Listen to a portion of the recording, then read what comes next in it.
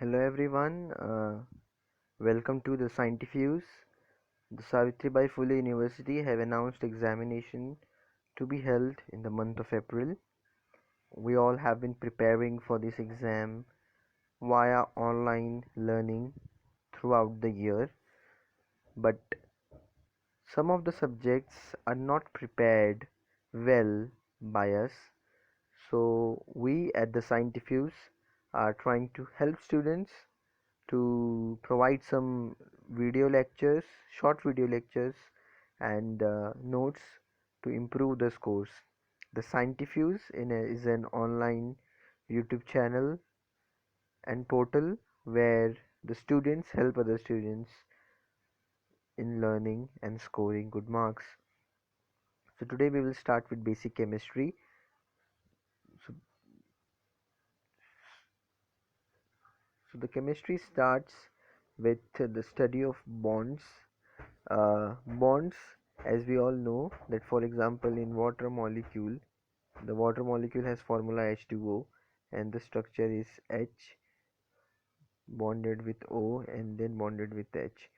So between any two atom there is there is a link, there is an interaction which is known as bond. So bond can be between atoms, ions or molecules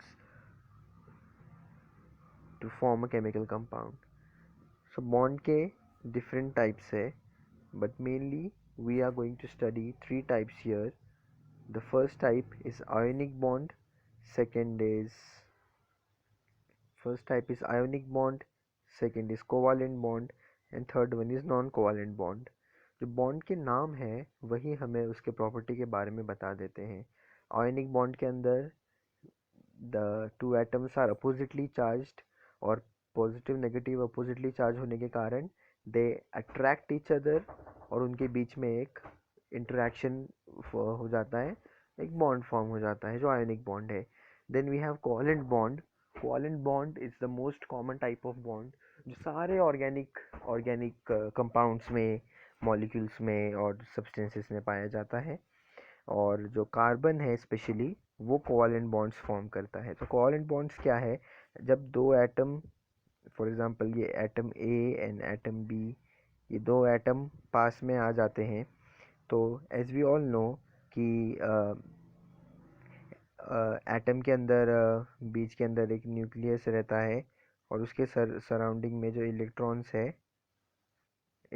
है वो revolve करते हैं. तो basically क्या हो रहा है यहाँ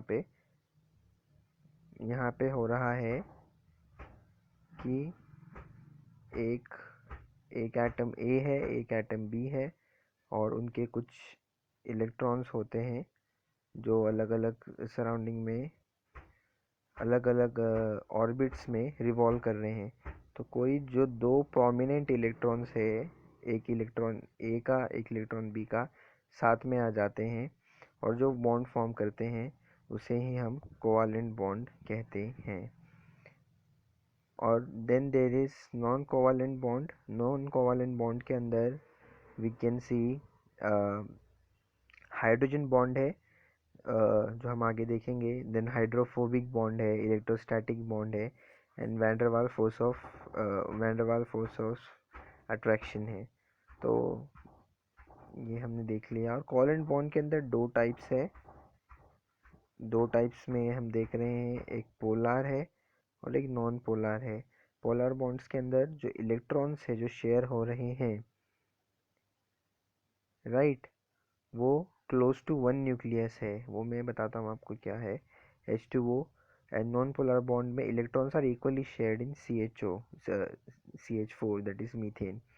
तो हम ये एक बार देख लेते हैं. H2O का हमने जो बोला, आपने स्ट्रक्चर देखा होगा बुक के अंदर. H सिंगल बॉन्ड, ये है वाटर का स्ट्रक्चर. पर इसमें वाटर में क्या होता है, वाटर में होता ये है कि ये जो बॉन्ड है वो पोलर होती है. Polar in the sense pole, हमने जो पढ़े हुए pole, south pole, north pole. Cell के भी दो पोल होते हैं, पॉजिटिव पोल, नेगेटिव पोल. उसी तरह किसी भी एक मॉलिक्यूल के अंदर पोलैरिटी क्रिएट हो जाती है और जो ऑक्सीजन है वो इलेक्ट्रोनेगेटिविटी उसकी ज़्यादा है, मतलब वो दूसरों से इलेक्ट्रॉन, जो यहाँ पे 2 इलेक्ट्रॉन है, तो ये जो ऑक्सीजन है वो इलेक्ट्रॉन अपनी तरफ खींचता है। इसके लिए इसके ऊपर एक पार्शियल नेगेटिव, मतलब थोड़ा सा नेगेटिव चार्ज आता है, और हाइड्रोजन के ऊपर पार्शियल पॉजिटिव चार्ज आ जाते हैं। तो ये टाइप का जो बॉन्ड है इसी को हम पोलर बॉन्ड बोलते हैं। और CH4 में क्या होता है, कार्बन एटम है और उसके साथ 4 हाइड्रोजन एटम जॉइंट हुए हैं। इसके अंदर हम देख रहे हैं, बट इसके अंदर क्या है, इनके ऊपर कोई भी चार्ज नहीं आता है, क्योंकि ये जो इलेक्ट्रॉन्स है, these electrons are equally shared, okay. Equally share होने के कारण उनके अंदर कोई पोलैरिटी नहीं है। पोल मतलब पॉजिटिव या नेगेटिव, कोई भी ऐसा पोल क्रिएट नहीं होता है। उसके बाद हम देखेंगे कि हाइड्रोजन बॉन्ड क्या होता है। हाइड्रोजन बॉन्ड है ऐसा कोई भी बॉन्ड जिसके अंदर हाइड्रोजन इन्वॉल्व है, राइट। नाम से ही क्लियर हो रहा है, हाइड्रोजन बॉन्ड जिसके अंदर हाइड्रोजन इन्वॉल्व होना ज़रूरी है। और हाइड्रोजन क्या करता है, उसके हाइड्रोजन के ऊपर पार्शियल पॉजिटिव चार्ज आ जाता है due to electronegativity difference. Electronegativity क्या होती है, electronegativity is a property of an atom, molecule या एन एलिमेंट, जिसके अंदर उसकी टेंडेंसी इलेक्ट्रॉन को अपनी तरफ खींचने की टेंडेंसी बहुत ज़्यादा रहती है। तो जैसा अभी हमने अगेन वाटर के एग्जांपल में देखा,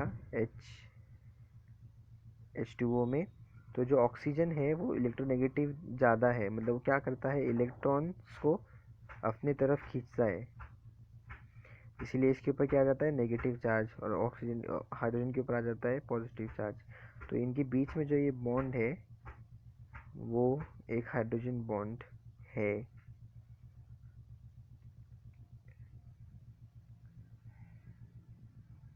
यहाँ पे क्लियरली आपने देख सकते हैं, this is the hydrogen bond.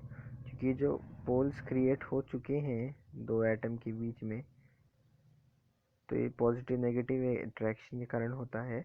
तो हम ये बोल सकते हैं कि जो हाइड्रोजन बॉन्ड है वो भी एक पोलर बॉन्ड है, क्योंकि उसके अंदर पॉजिटिव और नेगेटिव दो पोल्स क्रिएट होते हैं।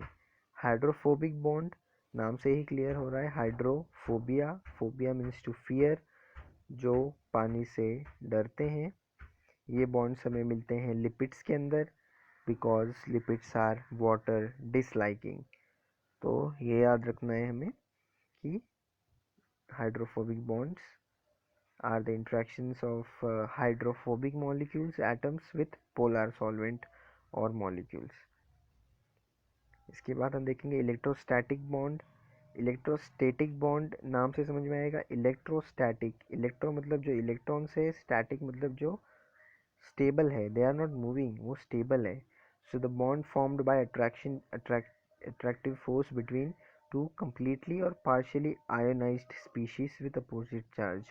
जो हमने अभी ऊपर देखा, जो आयोनिक बॉन्ड है बेसिकली वो इलेक्ट्रोस्टैटिक बॉन्ड है, और जो कोवेलेंट बॉन्ड है is also an electrostatic bond. ये बात हमें याद रखनी है, this can be asked in MCQ। फिर उसके बाद वैंडरवाल फोर्सेस। वैंडरवाल फोर्सेस बहुत ही वीक फोर्सेस होते हैं और ये मॉलिक्यूल्स के बीच में रहते हैं। आई रिपीट, अभी के ऊपर के जो बॉन्ड्स थे, ionic bond, covalent bond, hydrophobic bond, ये सारे बॉन्ड्स हमने एटम्स के बीच में देखे थे, और हाइड्रोफोबिक बॉन्ड है वो मॉलिक्यूल्स के बीच में भी हो सकता है। बट जो ये वैंडरवाल फोर्सेस हैं, वीक फोर्सेस ऑफ अट्रैक्शन, ये मॉलिक्यूल्स के बीच में ही होते हैं, ये एटम के अंदर नहीं होते। और ये वैंडरवाल फोर्सेस के कारण ही एडेशन होता है, ये एडेशन प्रॉपर्टी देते हैं, कोलॉइड्स को स्टेबिलिटी देते हैं। तो ये कुछ पॉइंट्स है जिन्हें याद रखना काम देगा। इसके बाद एक इम्पॉर्टेंट टॉपिक है जो है structure of water molecule. So water molecule का स्ट्रक्चर हमने देख लिया, तो इसमें ज़्यादा कुछ नहीं, ये जो डिग्री है, एंगल, हमें वो याद रखना है। इसका बॉन्ड एंगल क्या है, बॉन्ड एंगल याद रखना ज़रूरी है, इज़ 104.5 डिग्री। ये बॉन्ड एंगल याद रखना हमको ज़रूरी है। MCQ के लिए। और जो स्ट्रक्चर ऑफ आइज़ है, स्ट्रक्चर ऑफ आइज़ भी इतना इम्पोर्टेंट नहीं है, बट ये जानना ज़रूरी है कि जो स्ट्रक्चर ऑफ आइज़ है वो हेक्सागोनल शेप का होता है। And then ice is less denser than water, इसीलिए जो आइज़ है वो वाटर के ऊपर फ्लोट करता है, क्योंकि हेक्सागोनल स्ट्रक्चर होने के कारण, हेक्सागोनल स्ट्रक्चर होने के कारण बीच में जो उसके है फ्री स्पेसेस क्रिएट हो जाते हैं, जिसके कारण वो उसकी डेंसिटी वाटर से कम हो जाती है। तो ये बात याद रख लेंगे तो ये हो जाएगा। इसके बाद का एक इम्पॉर्टेंट टॉपिक है कि physio chemical properties of water, मतलब वाटर की कुछ फिजिकल प्रॉपर्टीज़ देखनी है और कुछ केमिकल प्रॉपर्टीज़ देखनी है। तो वाटर की फिजिकल प्रॉपर्टीज़ में हम देखेंगे उसका appearance. As we all know water is colourless, odourless, tasteless liquid. Boiling point of water 100 है, freezing point of water 0 degree Celsius है। देन जो डेंसिटी ऑफ वाटर है वो डिफरेंट स्टेट्स में डिफरेंट है। अगर वो आइस है तो उसकी, आइस बेसिकली सॉलिड वाटर, तो उसकी लेस डेंसिटी होगी लिक्विड वाटर से। देन विस्कोसिटी, जिसे हमको पता है हनी इज़ मोर विस्कस, तो more viscous than water. Viscous means जो स्टिकीनेस हम देखते हैं, जो अगर हम किसी लिक्विड को फ्लो करने देंगे तो कुछ लिक्विड्स जल्दी फ्लो करते हैं, कुछ लिक्विड्स नहीं करते और कुछ लिक्विड्स बिल्कुल ही नहीं करते। तो ये है, these are the different viscosities of different liquids. तो जो वाटर की विस्कोसिटी है वो हाई है। क्यों हाई है? क्योंकि वाटर के अंदर हाइड्रोजन बॉन्ड्स प्रेजेंट होते हैं जो बहुत स्ट्रॉन्ग बॉन्ड होते हैं। उसके बाद में एक प्रॉपर्टी है solvency. Solvency is ability to dissolve, ability to dissolve other substances. तो as we all know water is the universal solvent, universal solvent है, भले ये पोलार है बट ये बहुत सारे कंपाउंड्स को और केमिकल्स को और सब्सटेंसेस को डिज़ोल्व करता है। इसके बाद हम देखेंगे केमिकल प्रॉपर्टीज़। केमिकल प्रॉपर्टीज़ में पहला है एम्फिटेरिक नेचर। एम्फिटेरिक नेचर मतलब एम्फीबियंस। एम्फीबियंस मतलब वो एनिमल्स होते हैं जो वाटर में भी रहते हैं और लैंड में भी रहते हैं। तो एम्फिटेरिक नेचर मतलब क्या?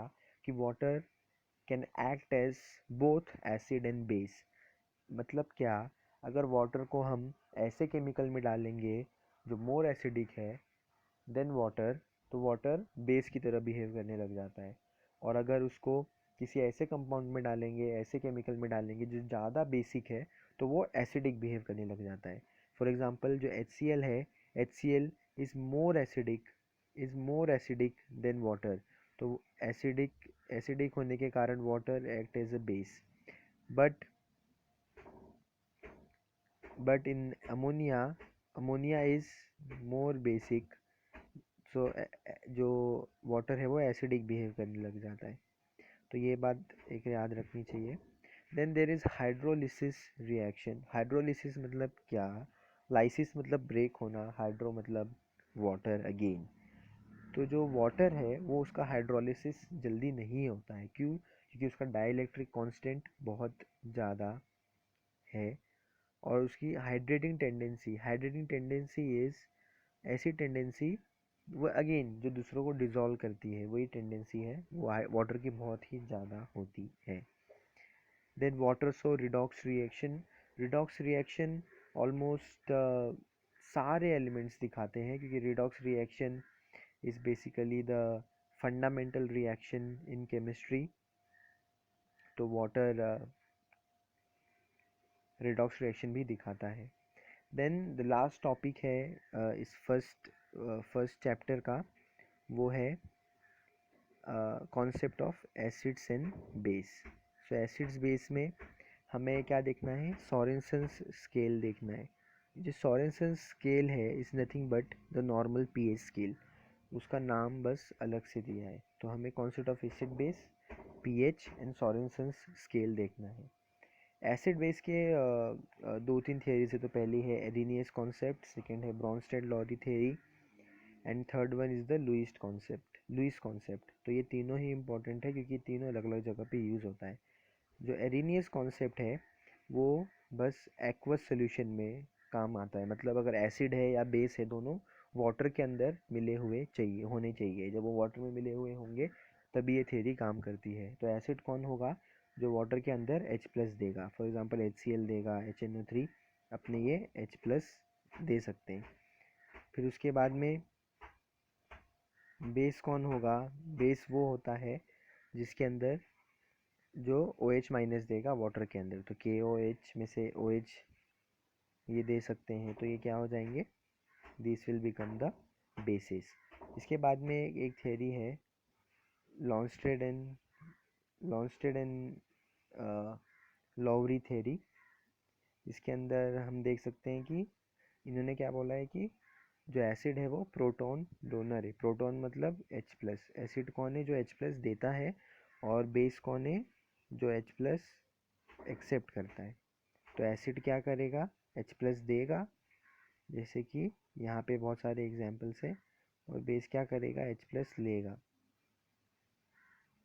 जैसे HCl हो गया, देन NH4+ हो गया, H3O+ हो गया, एक्सेट्रा। और बेस के अंदर NH3, OH-, CH3CO-, CN-, बहुत सारे ऐसे कंपाउंड्स। मोस्ट वाइडली यूज्ड जो कॉन्सेप्ट है वो है लुईस कॉन्सेप्ट। लुईस कॉन्सेप्ट के अंदर जो एसिड्स है आर ऑल कैटेंस। कैटाइंस मतलब पॉजिटिव, एनाइंस मतलब नेगेटिव। तो एसिड कौन है? जो कैटाइंस है जिनके ऊपर पॉजिटिव चार्ज है, और बेसिस कौन है? ऑल एनाइंस जिनके ऊपर नेगेटिव चार्ज है। तो जो एसिड क्या करता है वो इलेक्ट्रॉन पेयर को क्या करता है? डोनेट करता है। सॉरी, इलेक्ट्रॉन पेयर को बेस जो है वो इलेक्ट्रॉन पेयर को डोनेट करता है, और जो एसिड है वो इलेक्ट्रॉन पेयर को एक्सेप्ट करता है। ओके, तो ये दो चीज़ें याद रखनी है। फिर हम देखेंगे पीएच स्केल। पीएच स्केल जो हमने नॉर्मली पहले से देखी है, pH is the measurement of the hydrogen ion activity. किसी भी एक्वस सॉल्यूशन में कितने हाइड्रोजन आयन है उस पर पीएच डिपेंड करता है। और pH is a unitless quantity, और इससे हम डिसाइड कर सकते हैं कि कोई भी चीज़ एसिडिक है या बेसिक है। तो जो सोरेनसन स्केल है, जो हमारी नॉर्मल pH स्केल है, उसी को सोरेनसन स्केल कहा कहते हैं। और इसके अंदर आप देख सकते हैं कि 1 to 14 मार्किंग रहती है। अगर 7 लेस देन 7 है, 1 to 7, तो कोई भी कंपाउंड एसिडिक होता है। 7 to 14 रहा तो बेसिक, और एट 7 रहा फॉर एग्जांपल वाटर, तो वो हो जाता है न्यूट्रल। देन ये जो लास्ट एक पॉइंट है, जो अलग पॉइंट है, जो आपने पहले नहीं पढ़ा होगा, we have not studied it before, जो है हेंडरसन्स हैसेलबैक इक्वेशन। ये जो इक्वेशन है ये हमें डिराइव करनी है, बट जैसा कि हमारी एग्ज़ाम MCQ बेस्ड होने वाली है तो डेरिवेशन इतना इम्पोर्टेंट नहीं है, बट ये जो फॉर्मूला है इसे याद रख लेंगे तो काफ़ी है। pH = pKa plus log 10 concentration of base divided by concentration of acid। Derivation फ़िलहाल इम्पोर्टेंट नहीं है, एप्लीकेशन इम्पॉर्टेंट है। एप्लीकेशन के अंदर it is mainly used for calculating. कोई भी सोल्यूशन हमको दिया है तो उसका हम pH कैलकुलेट करने के लिए इसको यूज़ कर सकते हैं, pKa वैल्यू कैलकुलेट करने के लिए यूज़ कर सकते हैं, और जो मोलार रेशियोज़ हैं proton donor and acceptor, basically acids और बेस के, वो भी हम फाइंड आउट कर सकते हैं। और ये बफर सॉल्यूशंस वगैरह बनाने में बहुत काम आता है। अगला एक टॉपिक है concept of buffer. Buffer are the aqueous systems that tend to resist change in pH. मतलब बफर एक ऐसा सॉल्यूशन होता है कि जिसके अंदर अगर आप थोड़ा एसिड डालते जाओगे तो भी उसका पीएच चेंज नहीं होता है, या फिर उसमें आप बेस डालते जा रहे हो तो भी एक लिमिट तक उसका जो पीएच है वो चेंज नहीं होगा, वो कांस्टेंट रहता है। तो ये याद रखना है, जो बफर सिस्टम होता है वो किसका कंसिस्ट होता है? It is consist of weak acid and conjugate base. और फिर टाइप्स ऑफ बफर है, सिर्फ नाम याद रखने हैं। पहला एक टाइप है एसिडिक बफर, ऑब्वियसली जो पीएच को बिलो 7 ही रखेगा। और जो एल्कलाइन बफर है, जो बेसिक बफर है, वो पीएच को अबाव 7 ही रखने को ट्राई करेगा। तो इसके एग्जांपल्स एमसीक्यू में पूछे जा सकते हैं कि एसिडिक बफर कौन सा है। Acetic acid and sodium acetate buffer, ammonium chloride and ammonium hydroxide buffer जो एक बेसिक बफर है। बफरिंग कैपेसिटी क्या होती है? कैपेसिटी अगेन, क्योंकि बफरिंग क्या है कि हमें पीएच का जो चेंज है उसको रेसिस्ट करना है, उसको रोके रखना है। तो ये एक लिमिट तक ही होगा, इसीलिए जो जिस लिमिट तक होता है उसी को कैपेसिटी कहते हैं। कि मतलब ये बफर है तो ये इतना ml एसिड ही ये कर सकता है, टॉलरेट कर सकता है, इससे ज़्यादा नहीं कर सकता। फिर buffer in biological system syllabus में 2 है, फॉस्फेट बफर जिसे सेलाइन भी कहते हैं, और दूसरा है बाइकार्बोनेट बफर। तो ये 2 बफर इम्पॉर्टेंट बफर्स है। इनके बारे में ज़्यादा तो कुछ नहीं आएगा, बट जो इतना याद रख सकते हैं कि जो फॉस्फेट बफर है, फॉस्फेट बफर किन से बनता है? वो सोडियम हाइड्रोजन फॉस्फेट और सोडियम क्लोराइड से बनता है। तो ये 2 चीज़ याद रख सकते हैं। उसके बाद में जो पीबीएस है, फॉस्फेट बफर, वो आइसोटोनिक है और नॉन टॉक्सिक है to most of the cells, इसीलिए वो यूज़ होता है। और वो सेल कंटेनर की रिंसिंग के लिए यूज़ होता है, डाइल्यूशन के लिए यूज़ होता है, और मतलब ये सेल कल्चर के अंदर इसको बहुत यूज़ किया जाता है। और जो कार्बोनेट बफर है, carbonate buffer acid base homeostatic mechanism पे काम करता है।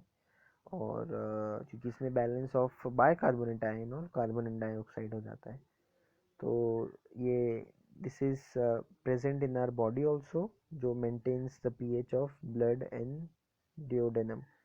तो अगर पूछा जाए कि which buffer maintains the pH in blood and duodenum, तो वो है बाइकार्बोनेट बफर।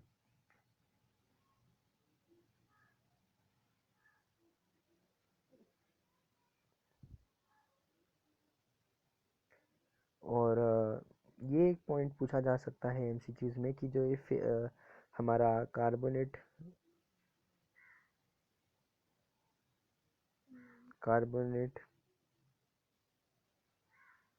बफर है जो हमारे बॉडी में है, जो ब्लड का पीएच मेंटेन करता है, अगर ये काम नहीं कर रहा है अच्छे से तो क्या होगा? तो जो रिजल्ट होगा, इम्बैलेंस अगर ये हो रहा है, कार्बोनेट बफर अच्छे से काम नहीं कर रहा है, तो ये 2 डिसऑर्डर्स हो सकते हैं। पहला है एसिडेमिया।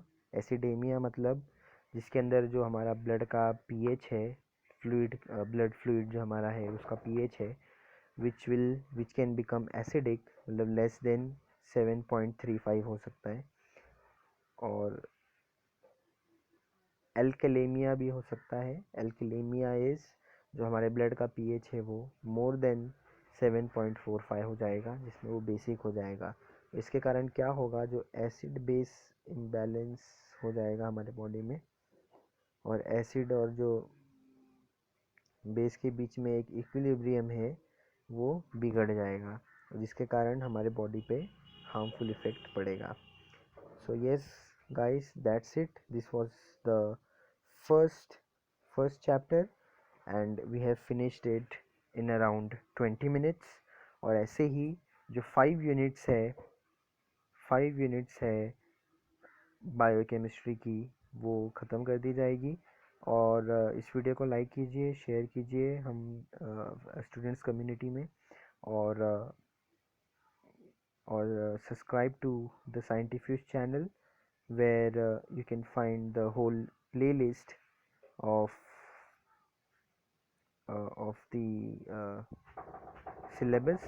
We'll be covering biochemistry and medical parasitology first, and अगर आपका अच्छा रिस्पॉन्स रहा and if you need more such videos तो हमें ज़रूर बताएं।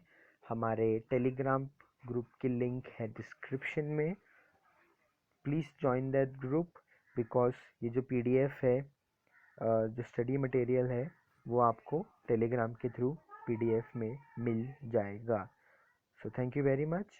प्लीज़ कमेंट सेक्शन में बताएं कैसे हम इम्प्रूव कर सकते हैं and more help you need to succeed, and don't forget to like, comment and share this video. Wish you all the best.